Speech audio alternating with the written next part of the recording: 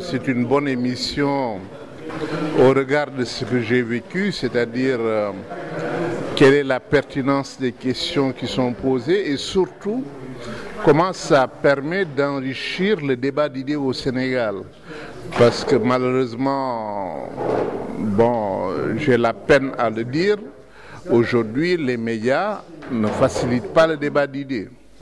C'est les invectives, c'est le sensationnel, c'est les insultes, c'est tout cela qui est privilégié au détriment du débat d'idées.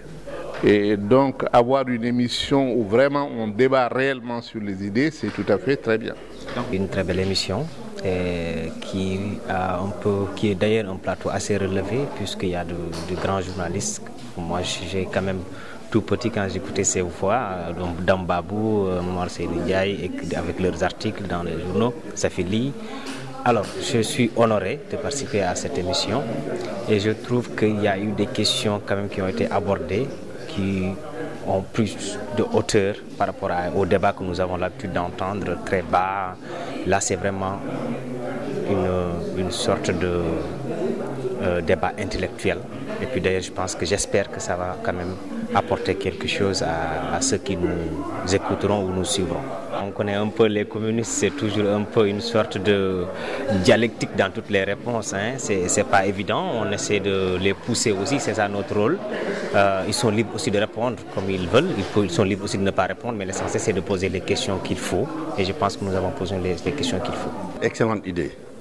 Parce que au-delà de l'information quotidienne, au niveau des télévisions, au niveau des radios, qui fait l'objet souvent d'informations très courtes, sans explication, c'est une excellente idée que chaque semaine qu'on prenne des gens pour réellement discuter des questions importantes, des questions et d'avoir le temps et le moyen d'y aller au fond. Je pense que c'est une excellente idée et je pense que c'est une émission qui peut avoir un avenir radieux si vraiment on s'y consacre.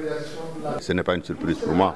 Je connais Mamadou Ndoye depuis 30 ans pratiquement, sinon plus, et je pense réellement qu'il était à la hauteur comme il a toujours été à la hauteur face à des sujets importants.